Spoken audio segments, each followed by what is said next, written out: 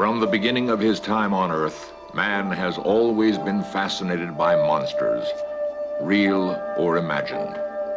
One enduring modern legend tells of creatures similar to man, walking upright, covered with hair, beast-like in character. Many believe they are real and exist today in the remote corners of the world where they have been driven by encroaching civilization.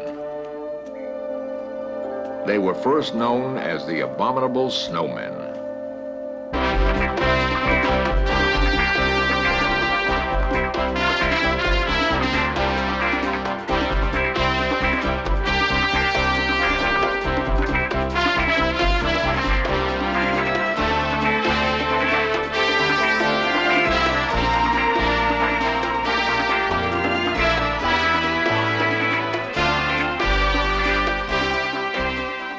This series presents information based in part on theory and conjecture.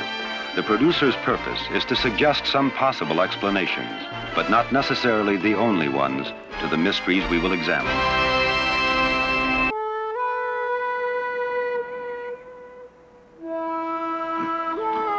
He has spent the last 20 years of his life searching for a creature so elusive that few have ever seen its tracks, and even fewer, the creature itself.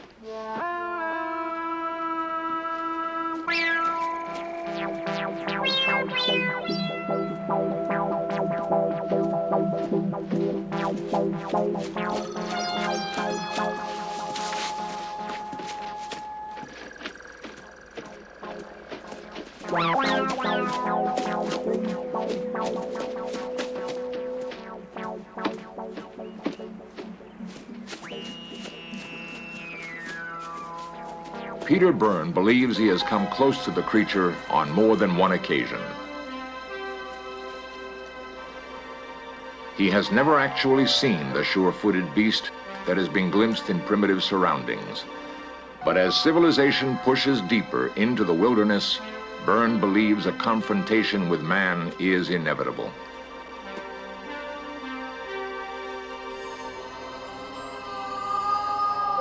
The civilized world first became aware of such creatures when stories began to drift back from travelers in the remote Himalayas. As early as 1857, giant footprints were spotted.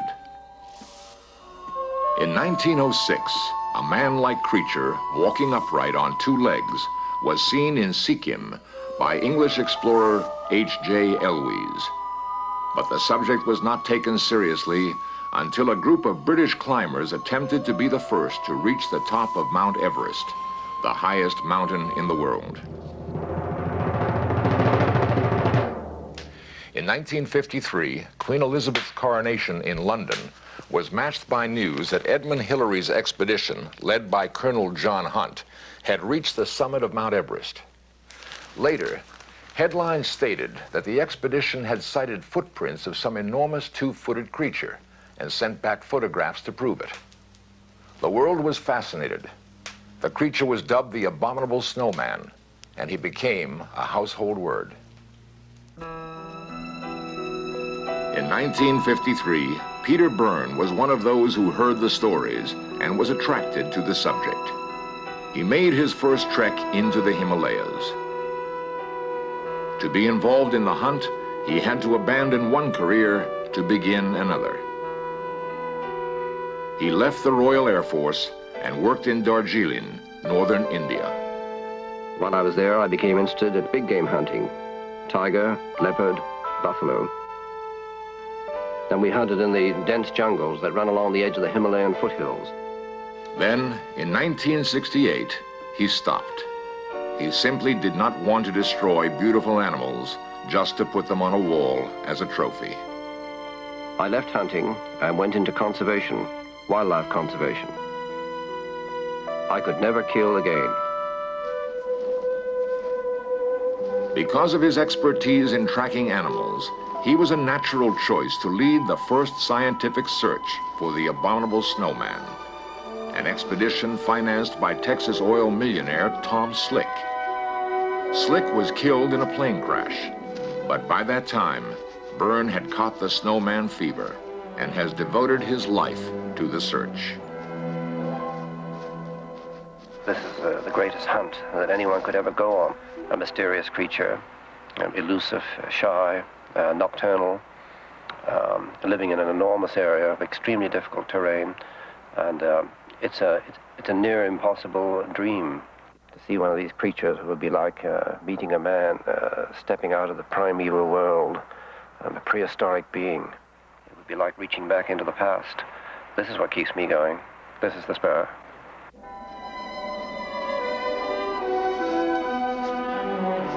The search has taken him into some of the most spectacular scenic areas of the world, to breathtaking vistas of natural beauty. They alone make the search worthwhile. It is here that Byrne believes the man-beast will be found. Here in the Himalayas, at the very roof of the world, Mount Everest itself.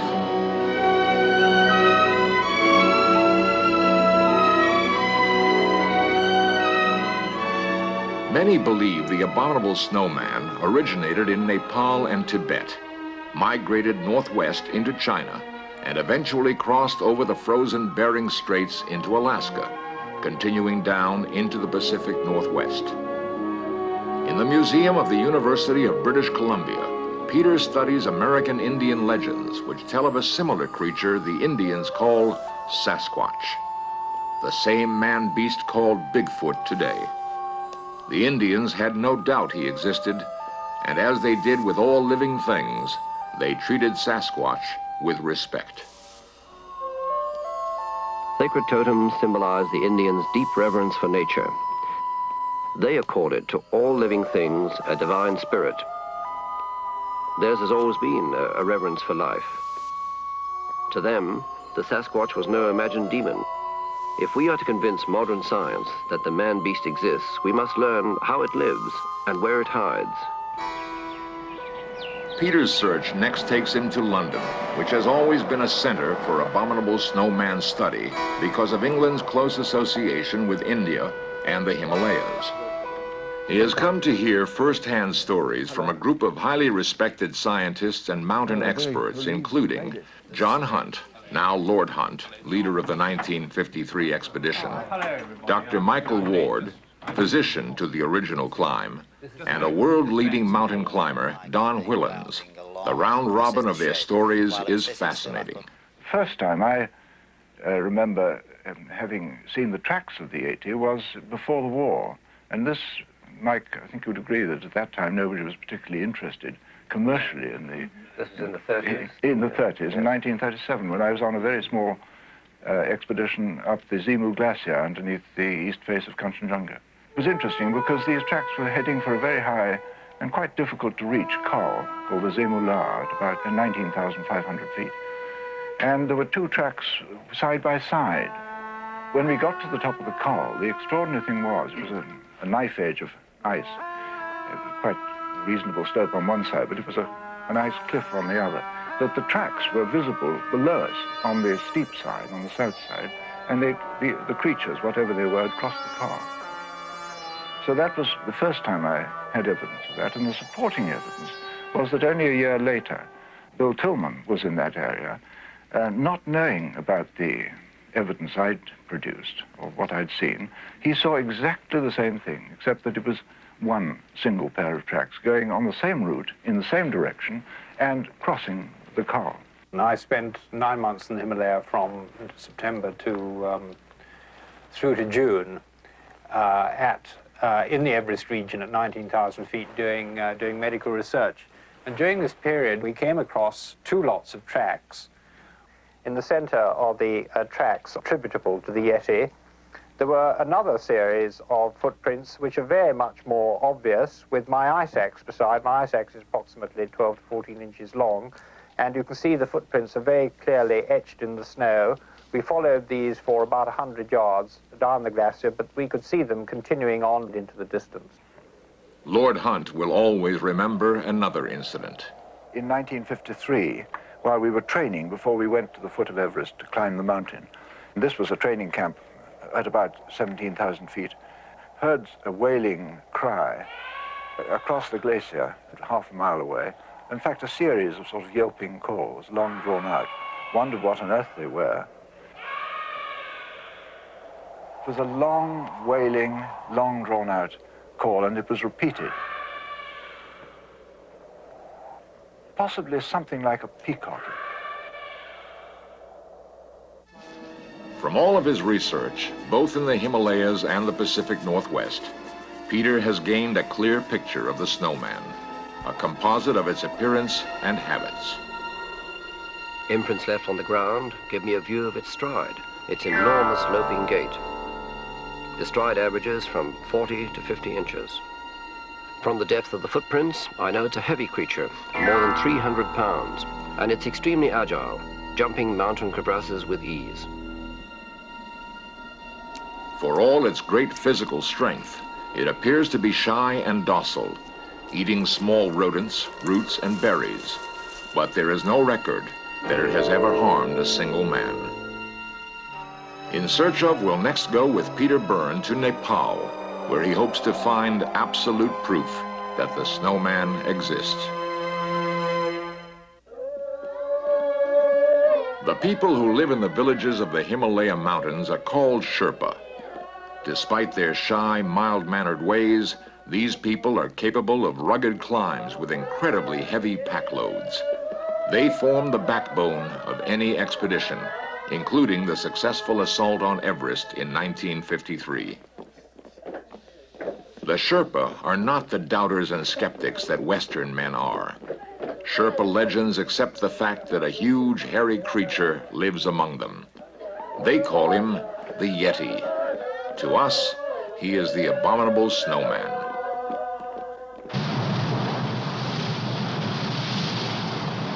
The melting snows of the Himalayas turn the rivers of Nepal into raging torrents. Peter Byrne often takes advantage of their swift transportation in his search for the snowman. The quest has drawn me to perilous but exhilarating places, running the great rivers of the Nepal Himalaya, probably the most dangerous rivers in the world. I had been waiting for 2 weeks for a most important message, permission for an interview with the Holy Lama of Bodhnath. As the messenger made his way to reach us in this incredible world of isolated and rugged beauty, I thought how lucky I was. Bigfoot, Sasquatch, the Yeti, or Abominable Snowman, call it what you may, it has given me times of sheer frustration, but there are also moments of hope.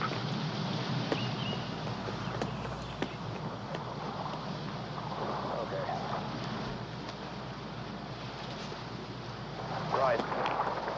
Got a hold of that, Bill? The old Lama, Rinpoche Chini Lama, high priest of the Buddhist temple at Bodhnath, has granted me an audience.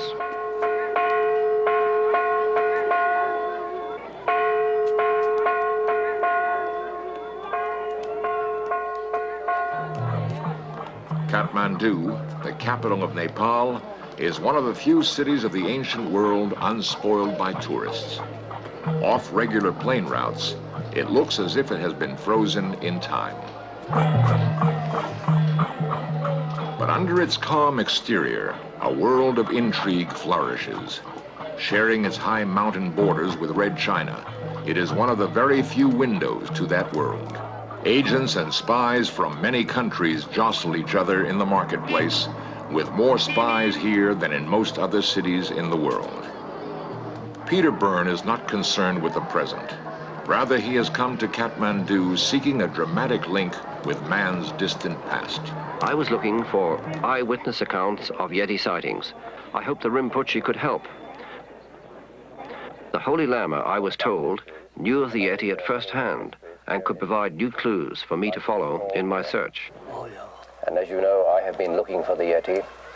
But could not get now. Could not find. You think there might still be a Yeti there? Maybe possible, yeah. Can stay. Sometimes they come down to destroy all the field of corn field and wheat field, potatoes field. They come down to destroy They come down and destroy.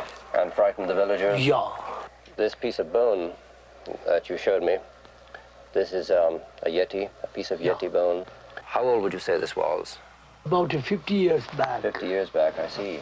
It's very thick and it has a peculiar ridge on the top here. I must admit, I've never seen anything like this before. And where did it come from? Which place? This is come from Zarumpu. Following the lead of the Lama, Peter moves up into the Himalayas. His guides will be the loyal Sherpa. At these heights, the weather can close in for days and the temperature drop to sub-zero degrees.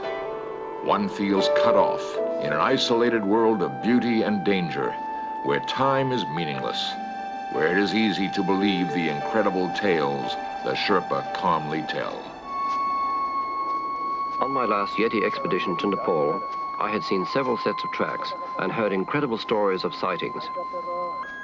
This year, I had set out with my Sherpa guides to investigate those stories and relive some of the experiences in the exact location where they said they had heard a Yeti. Peter's guides have not seen a Yeti themselves, but they feel they have been close to the creature many times. As he listens to their stories, Peter will have to differentiate between legend and fact, to divine the line between imagination and reality. The oldest Sherpa told an eerie tale. It was a winter afternoon, he said. Two of us were returning from the Tibetan border. And on the last stage of our journey, a storm forced us to camp in a deserted cave. We made our way deep inside, where it would be warmer.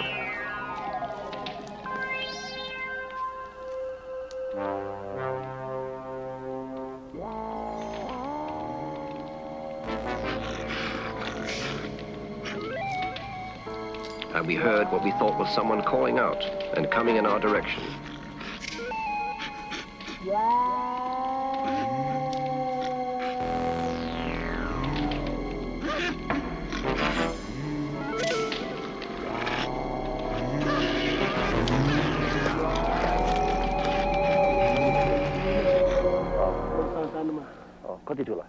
Peter's guides tell him they saw huge footprints around the mouth of their cave, but happily no sign of the creature itself. Peter continues his own search. The next morning, in the fresh snow, we saw a set of newly made tracks of a creature walking on two legs.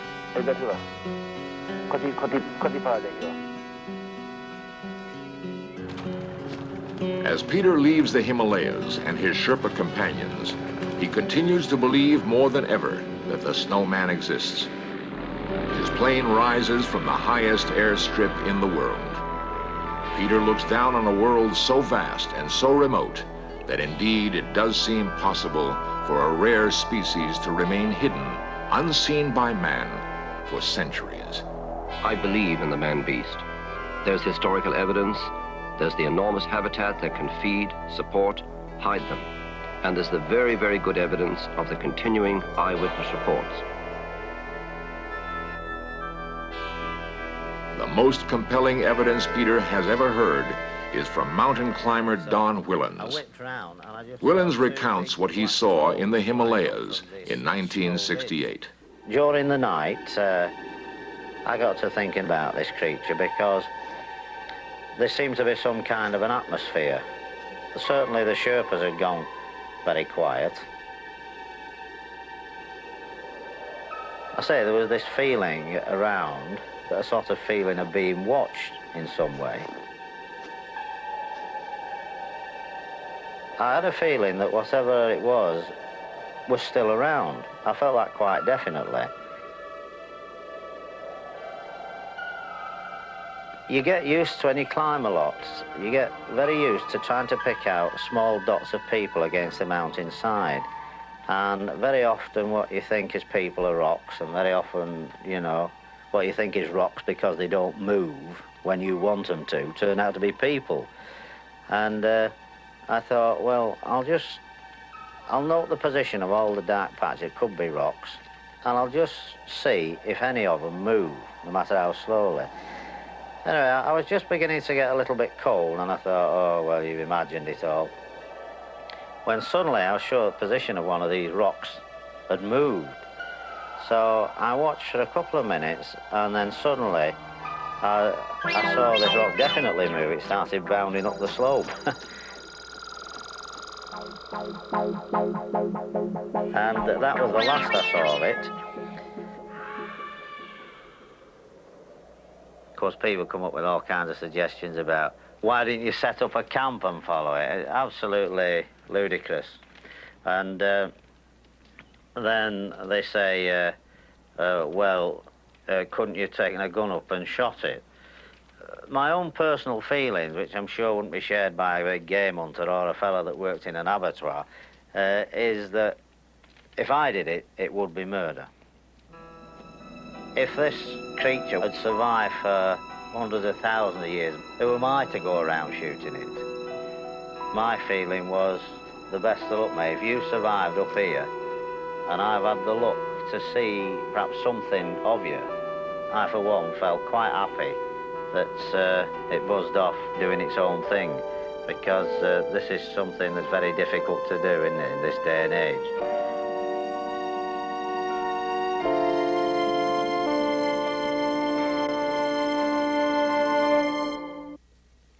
Just before completing this episode of In Search Of, we spoke by telephone with Lord Hunt in London.